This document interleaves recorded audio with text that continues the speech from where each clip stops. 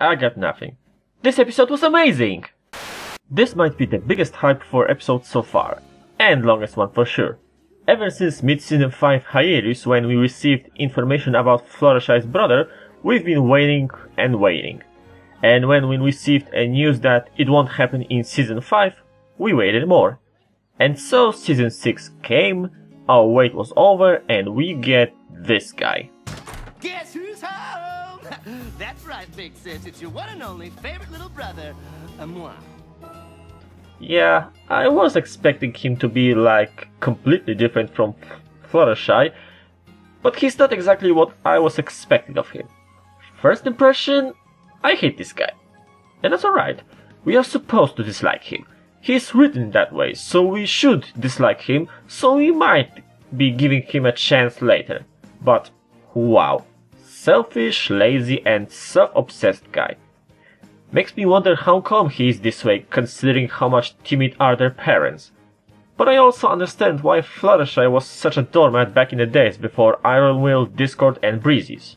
Oh, and speaking of which, this episode is pretty much the payoff of all those. We now can see how much Fluttershy's character has evolved throughout those seasons, how much she's changed from that quiet, timid and shy person into a much more assertive pony. From the very first moment her brother appeared, she's not sitting quiet and politely asking to stop doing that.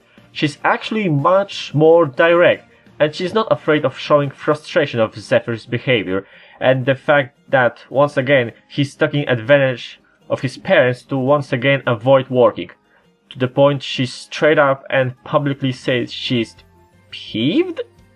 Whoa, that's cursing in Equestria? I think I'd better not try using a real cursing. However, this is all happening without sacrificing Fluttershy's character. She's assertive, not aggressive. She's not afraid to express her opinions, but she's still not raising her voice to the point of screaming.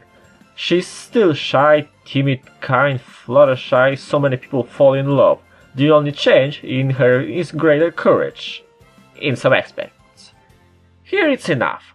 Instead of asking politely, she encouraged her parents to pretty much throw Zephyr out of their home, and when he came to her home, she straight up said that he can stay only if he find a job, and after 3 fails in a row, she threw him out of her home, yet she is still a caring and kind pony, who even though she done the right thing, is still not sure if it was the right thing, and who showed Zephyr a huge kindness and support when he was at his lowest, encouraged him to finally move in with his life and stop being afraid of failure. You know, in the past I was okay with Fluttershy. She got her purpose and some good moments, but I didn't like her that much. But now? That's what I want to see from her character. Yes, more please. Now I really like her. She's probably the best part of this episode. However, her brother... It's not that he's the worst part of this episode, it's just... Usually I am willing to give a chance to a reformed character. However, here I'm a little hesitant. It's probably his character. And that cringe feeling. Seriously, who wrote this episode? And I know everything. Seriously, is this guy going to make every episode that way? Good thing this time he done better.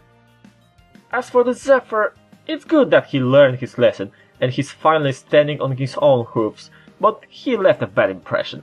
This guy, knowing his parents, was manipulating them to keep him in their home while doing what he wants with it against their will. He was going to reside in Fluttershy's cottage without her invitation or permission, and he lost all 3 jobs for a new fashion star, a new princess, and a new Wonderbolt in one day, which could open so many doors for him. And all because of being afraid of failure? Okay, it's understandable. Everyone are afraid of it, but did he really have to be so lazy, self-obsessed jerk who doesn't care about opinion of others? And on top of that, all that times with Rainbow Dash thinking that she's flirting with him?